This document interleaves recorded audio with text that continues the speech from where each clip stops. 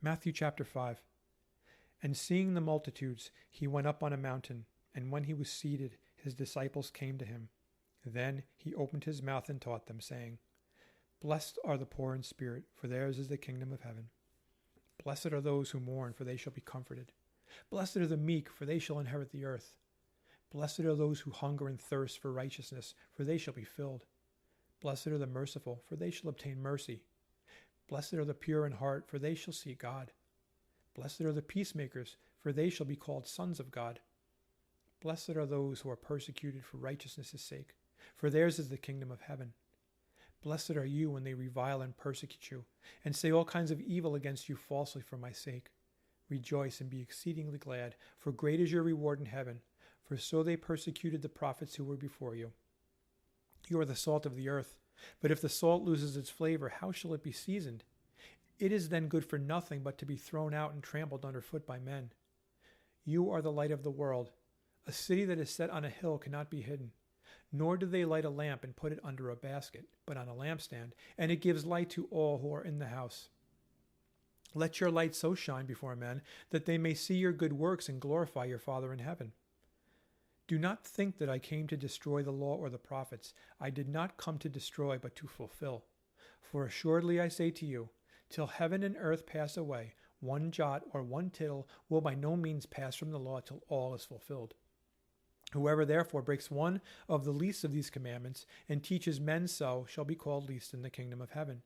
But whoever does and teaches them, he shall be called great in the kingdom of heaven.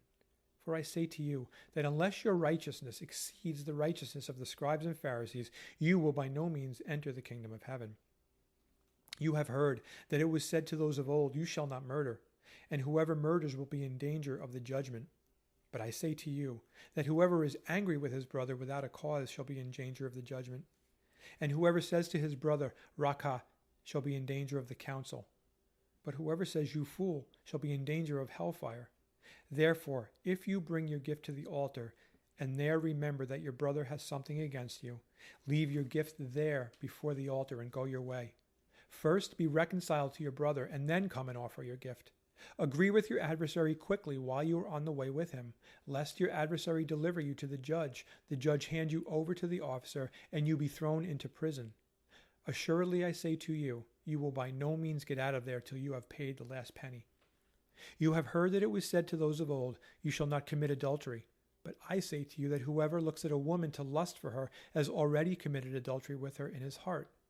If your right eye causes you to sin, pluck it out and cast it from you. For it is more profitable for you that one of your members perish than for your whole body to be cast into hell.